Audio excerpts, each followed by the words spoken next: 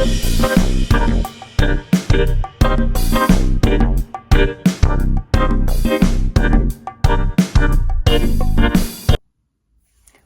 hello there, you Bible scholar. It's your mom of three. I'm still here in NYC, and I'm back with another video. Hey! Happy Wednesday! Happy hump day! How are you? Before I get started, I just want to give a major shout out to one of my newest followers, my cousin who lives in North Carolina. I'm not going to say her name. Haven't gotten her permission, but when I tell you I love the sweetest girl in the whole world, I mean, I remember when she was 6 months old and now she's grown. So I miss you, I love you, and thank you for your support. All right. Shout out to my A1 Day Ones. I appreciate you guys' love. If you have not subscribed to my channel, I would love that. If you could be a part of Tenaza's tribe, my YouTube family, all you have to do is hit that button down below, the one that says subscribe. Subscribe. If you are already subscribed, please make sure that your notifications are on so that every video that I upload, you're right there at it. All right, I'm on an adventure. I have never read the Bible, but we are reading through the Bible this year. Jump right in. We are now in Judges. Today's review will be covering Judges chapters 5, 6, 7, and 8. Let's dig right in. Judges. I have a lot of notes today, so I'm really going to try my hardest to keep this to one video. Chapter 5 begins with Deborah and Barak, my forever president, singing praises to God who had helped them overcome their enemies for them. Deborah curses those who did not help the Israelites and blesses those who did help the Israelites, namely Jael. I wanted to read for you verses 24, 25, 26, and 27. Verse 24, most blessed of women be Jael, the wife of Heber the Kenite, most blessed of tent-dwelling women. Verse 25, he asked for water, she gave him milk. In a bowl fit for nobles, she brought him curdled milk. Verse 26, her hand reached for the tent peg, her right hand for the workman's hammer. She struck Sisera, she crushed his head, she shattered and pierced his temple. Verse 27, at her feet he sank, he fell, there he lay. At her feet he sank, he fell. Where he sank, there he fell, dead.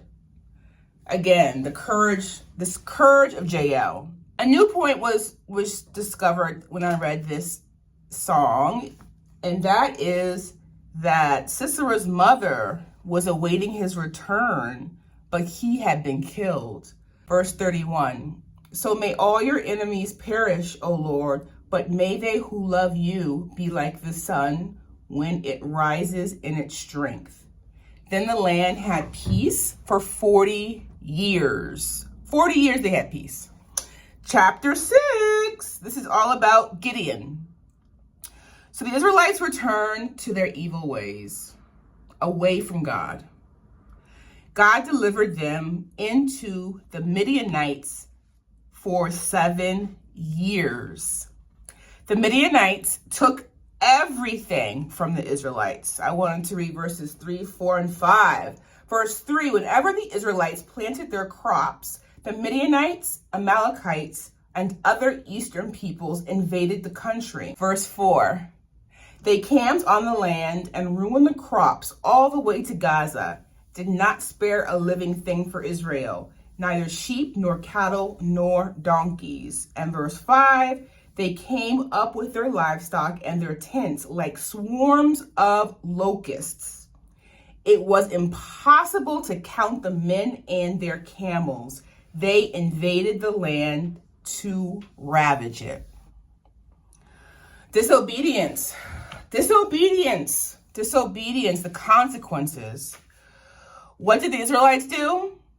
They cried out to the Lord for help.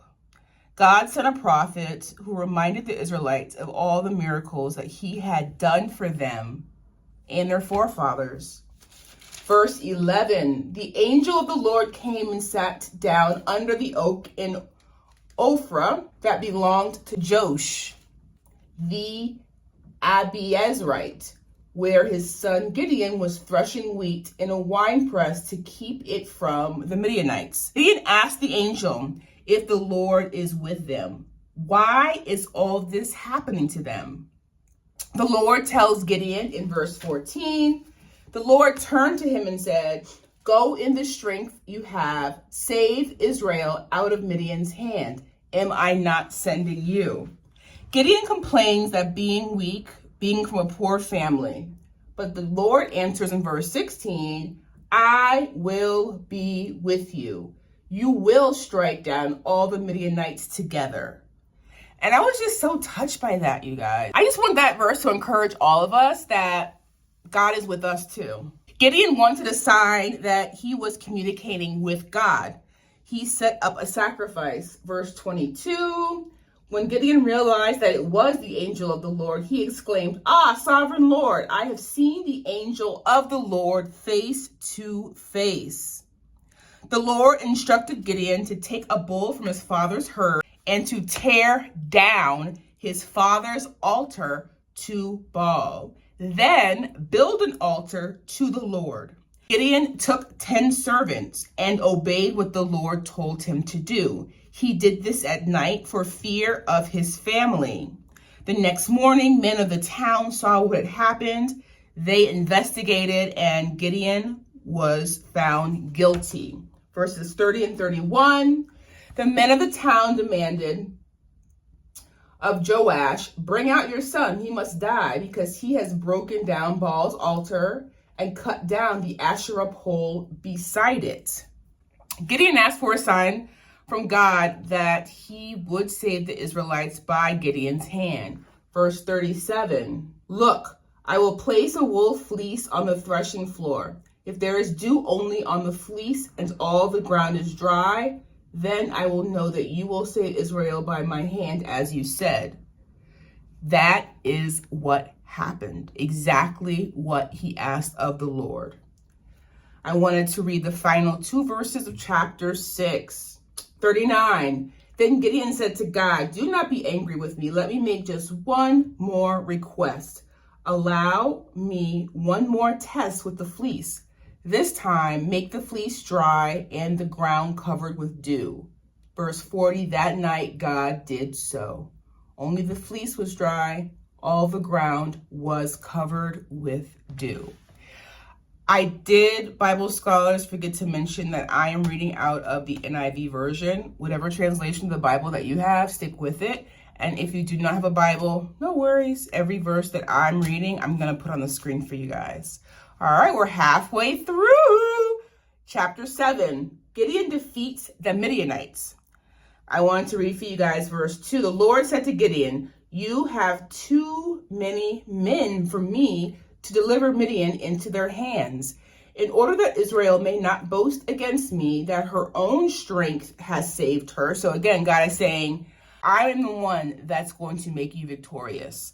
I do not want your brethren to say, oh, they won because of all the manpower they had. The Lord told Gideon, whoever trembles in fear may leave Mount Gilead.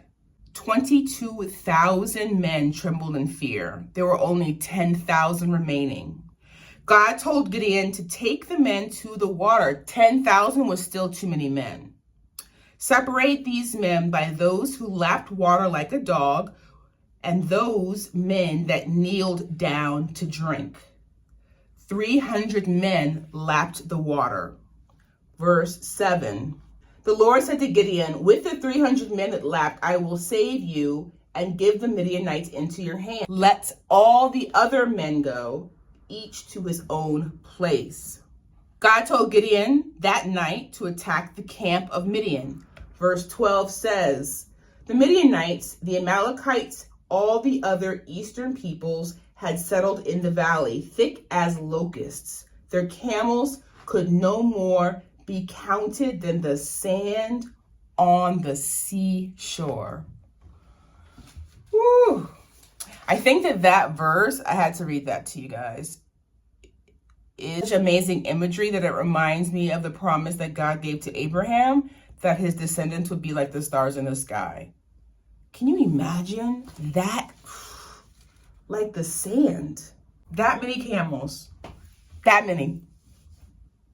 All right, as Gideon arrived, a man was telling his friend about a dream that he had. Verse 13. Gideon arrived as a man was telling a friend his dream. I had a dream, he was saying. A round loaf of barley bread came tumbling into the Midianite camp. It struck the tent with such force that the tent overturned and collapsed. Gideon heard the dream, worshiped God. He and his men went to the edge of the camp. They blew their trumpets. They broke the jars they were carrying. Verse 21, while each man held his position around the camp, all the Midianites ran, crying out as they fled. 2 Midianite leaders were captured and killed, Oreb and Zeeb. God is faithful. God is faithful. Chapter 8. The children of Ephraim were upset with Gideon because he did not use them in battle. Their resentment subsided. Gideon asked the men of Succoth to give his troops some bread. They refused. The troops must first capture Zebah and Zalmunna, kings of Midian. Verse 7 of chapter 8. Gideon replied, just for that, when the Lord has given Zebah and Zalmunna into my hand, I will tear your flesh with desert thorns and briars. Gideon made the same request of the men of Peniel. They also refused, even though Zebah and Zalmunna had an army of 15,000 men. 120,000 had already been killed. Gideon pursued and captured them. Gideon followed through in his punishments for Succoth and Peniel. I wanted to read for you verse 22, Gideon's ephod. The Israelites said to Gideon, because now he is victorious, God did through Gideon every single thing he said he was going to do. So the Israelites said to Gideon, rule over us, you, your son, and your grandson, because you have saved us out of the hand of Midian. Gideon refused, and I think it's because he knew that the Lord had done these things. He had not. He was used by the Lord, but these victories would not have been there unless for the Lord. Instead, the Lord will be their ruler. He did make one request. Each give him a gold earring. Verses 26 and 27. The weight of the gold rings he asked for came to 1,700 shekels, not counting the ornaments, the pendants, and the purple garments worn by the kings of Midian, or the chains that were on their camels' necks. Verse 27, Gideon made the gold into an ephod, which he placed in Ophrah, his town. All Israel prostituted themselves by worshiping. It became a snare to Gideon and his family. Gideon had 70 sons. He had many wives. He had a concubine who bore him a son named Abimelech. As soon as Gideon dies, the Israelites again worshipped false gods. I wanted to read the last 2 verses of chapter 8. Verse 34. They did not remember the Lord their God, who had rescued them from the hands of all of their enemies on every side. Think about that. The Lord has rescued them from not some, not a few, all of their enemies. Not just the ones in front or behind, but from every side. Verse 35. They also failed to show kindness to the family of Gideon, also known as Jerubbaal, for all the good things he had done for them. Memory is short. All right, Bible scholars, my special little group of my tribe. I hope that you enjoyed that review. Please feel free to share it with friends, families, coworkers, anyone who you think would get something out of this adventure that we're on reading through the Bible this year. As always, questions, comments, or revelations, drop them in the comments below. Next review will be of chapters 9, 10, 11, and 12. All right. I'm so excited. I'm just so thankful for this channel and for you guys. So, anywho, have an amazing Wednesday, and I'm going to see you in our next review. Bye for now, Bible scholars.